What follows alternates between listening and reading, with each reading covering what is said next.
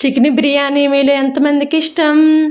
కొంచెం గరం మసాలా తీసుకోవాలి, 2 ఉల్లిపాయలు వేయించుకోవాలి కోసుకొని, 2 గ్లాసులు బాస్మతి రైస్ తీసుకున్నాను, అల్లం వెల్లుల్లి పచ్చిమిరపకాయలు పేస్ట్ చేసుకొని ఇది బాగా పచ్చివాసన పోయినంత వరకు వేయించుకోవాలి. ఇప్పుడు చికెన్ మ్యాగ్నెట్ చేసుకోవాలి. మ్యాగ్నెట్ కోసం పెరుగు, ధనియాల పౌడర్, జీలకర్ర పౌడరు, కొంచెం బిర్యానీ పౌడర్ వేసేసి ఒక అరగంట సేపు ఫ్రిడ్జ్లో పెడితే చాలు, చికెన్ మ్యాగ్నెట్ అయిపోద్ది. ఇప్పుడు చూడండి, వేయించుకొని గుడ్లు 4 కూడా వేసుకున్నాను. ఇవి సిమ్లోనే ఒక అరగంట సేపు వేయించుకుంటే చికెన్ చూడండి మెత్తగా ఉడికిపోద్ది. ఇప్పుడు 2 గ్లాసుల బాస్మతి రైస్కి 3 గ్లాసులు వేడి నీళ్ళు పోసుకోవాలి. చూడండి, వెంటనే తెరిలిపోద్ది, వేడి నీళ్ళు పోసాం కదా. ఇప్పుడు కడిగేసి పెట్టుకుని బాస్మతి రైస్ అనేది ఇందులో వేసుకోవాలి. ఇలా కలిపి పెట్టుకొని మీడియం ఫ్లేమ్లోన మూత పెట్టేసి పెట్టుకోవాలి.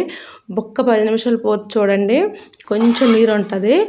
ఇప్పుడు మళ్ళీ 10 నిమిషాలు మూత పెట్టేసి సిమ్లో పెట్టుకోవాలి. మళ్ళీ 10 నిమిషాలు పోయి చూస్తే నీరు అనేది ఉండకుండా చూసుకోవాలి గంటి కాడతోటి. అంతే, బిర్యానీ అనేది చికెన్ బిర్యానీ రెడీ అయిపోద్ది.